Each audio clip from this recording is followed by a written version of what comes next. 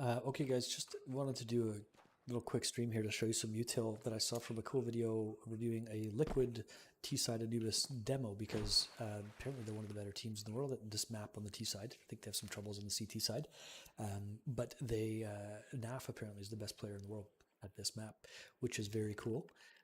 So I just wanted to show you what I saw, some of the util. I'm not going to go too in depth, but just show you what I saw, and then you can see it too, and you can decide if you want to use it.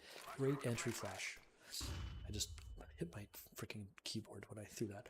Right in the middle of this white splotch, lined up on this post, right?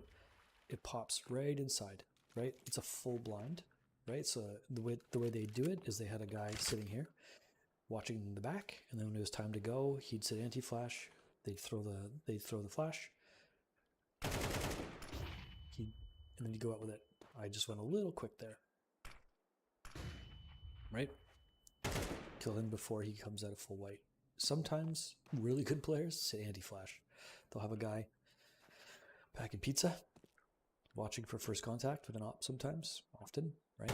Watching for contact. They'll have this guy anti-flash. Those guys will come through, think, you know, maybe kill him or scare him off the angle or whatever. This guy's anti-flash. Yikes. It can be tough if he's good, but I don't think we're going to run into too many freaking anti-flashes in E-Box. But that's really, like, in my view, all you really need to get into E-Box is a good flash. If you can throw a really nasty popper, like if you've got one, like I would say, like, yeah, they're hard to throw, dude. They are hard to throw. I guess. Sure. If you got it, throw it. But if you don't, this is a super easy lineup, right? Come to the post, middle of the white, throw, bank, bob. Don't even get flashed. Trading. So that's how they were getting in here a lot. The other things that they obviously would do then is it requires your B main player, and this is where NAF plays, one or two B main players. They almost never had three. I don't think I actually ever saw them in that match have three guys at B main. They'd have a lurk, they'd have two E-Box, they'd have two B main.